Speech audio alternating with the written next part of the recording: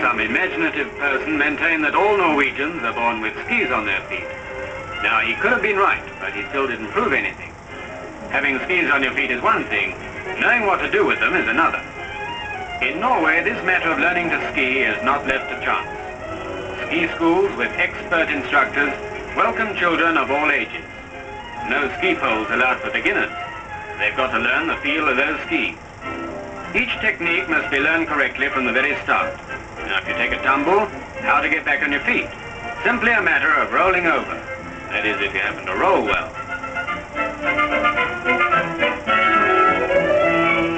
But it isn't long before the little ones learn to know the pull of gravity on the skis, or that bird-like instant when they leave the takeoff on their first short jump. In Norway, learning to ski is as natural and logical as learning to walk. The one follows closely upon the other.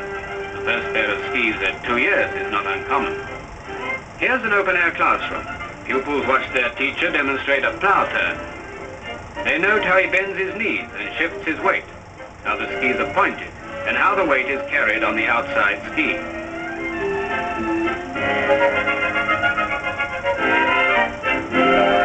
But then comes graduation day, when pupils line up for inter-class competitions. In a nation of skiers, perfection counts, and competition is key. No youngster is very old before he knows the thrill of taking part.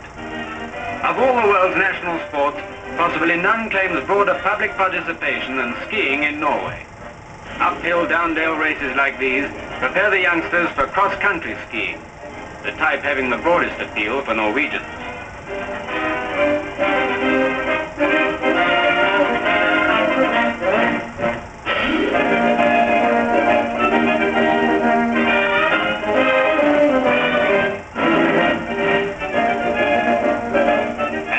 Final race of the day for youngsters in all classes. A race where no one loses. There'll be oranges and soda pop for everybody.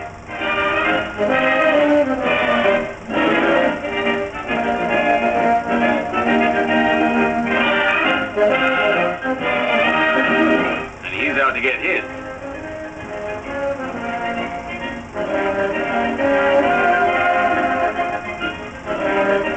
When the last race is won, there are prizes for the day. Not one of the children is overlooked. And what a day for these junior skiers. Norway's princesses Ragnhild and Astrid make the presentation.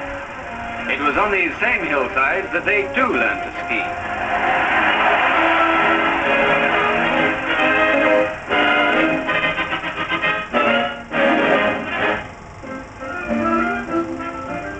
But now it's any winter Sunday morning in Oslo.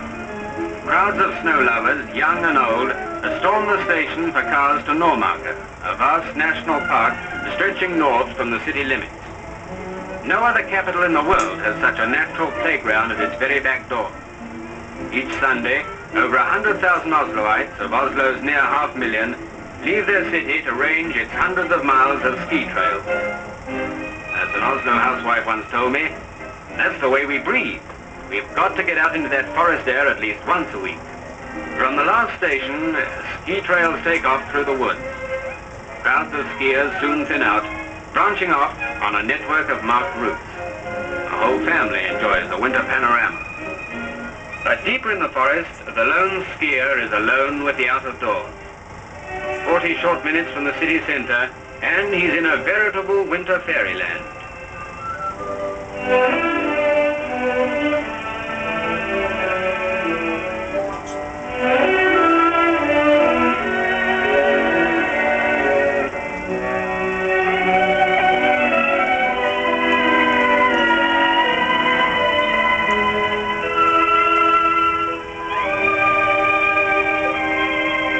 Along the trails are huts and shelters.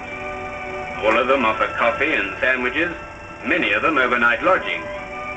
On a Sunday jaunt, it's a custom to ski out to one of these huts, stop for a bite to eat and a rest, and then return to the station by evening. It's a unique institution, this Sunday Norway. Oslo couldn't live without it.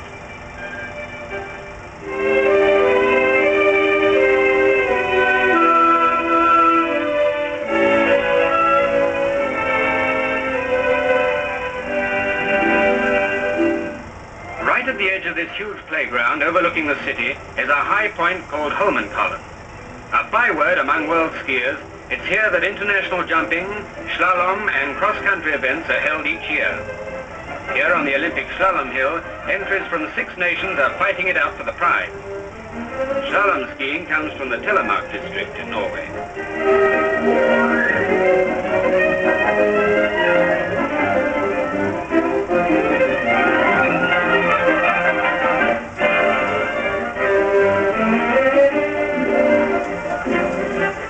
Women's events are popular for pretty clear reasons.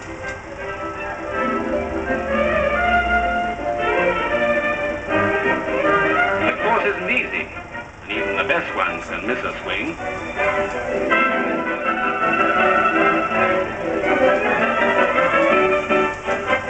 The cross-country runs which start nearby have a particular place in the Holmenkollen program each year. In the one race, contestants follow a grueling 32-mile circle through the forest, up and down, coasting, turning and climbing, in what is considered to be skiing's greatest test of skill and endurance. They race the stopwatch, each one taking off at regular intervals to return to the finishing line from 3 to 4 hours later.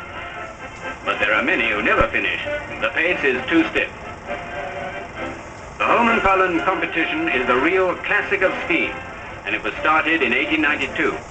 But it's the jumping that draws the crowd. The first Sunday of March, a quarter of Oslo's population dons its warmest clothes for the big day at the Holmenkollen jump. Everyone is there. The arrival of King Haakon and the royal family brings the crowd to its feet. It's a national holiday in Norway, this Holmenkollen Day, a day when the attention of the whole skiing world is centered on this steep, snow-white incline. Martha takes her seat. Her husband, Crown Prince Olav, knows this jump well. He used to compete here as a young man.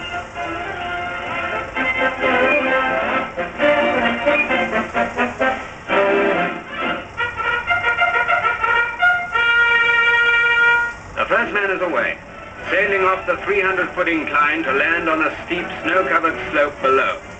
And it's a long way down. Only perfect control can guarantee a safe landing. And there's no practicing on this Holmenkollen jump. It's used only one day each year, the day these experts compete for the championship.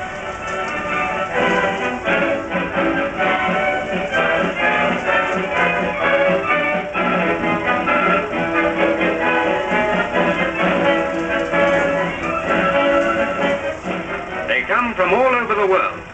That flag, for example, means there are American jumpers waiting their turn.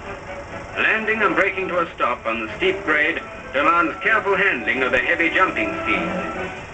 Here it isn't only distance that counts. Form can mean the difference between a winner and a runner-up.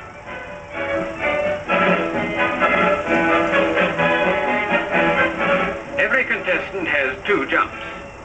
Between the first and second, it's a long climb to the top.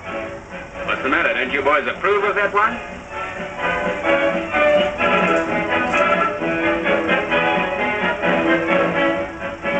Jumpers? Lots of them. With from 250 to 300 entries, a jumper is hitting the takeoff every 15 seconds on Holmenkollen Day.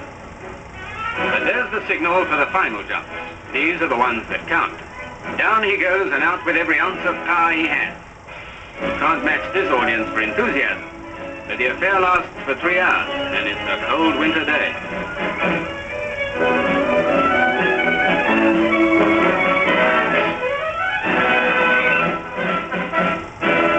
Another one takes off. Excitement is running high. Norway's top entries are waiting their turn, and the champion should be among them. The crowd, which knows the form and style of almost every jumper, watches carefully for points that are going to make a winner today. His stance, balance, the way he carries his skis. These are the things that make a great jumper in the eyes of Norway's ski public. But here's what the crowd's been waiting for. That forward-bending, almost motionless balance, skiing straight and parallel. Another near-perfect jump, extended aerodynamic style, the now famous Holmenkollen style. These are the jumps that will carry the day at Holmenkollen, and the winner is a champion of champions, the top of the ski world.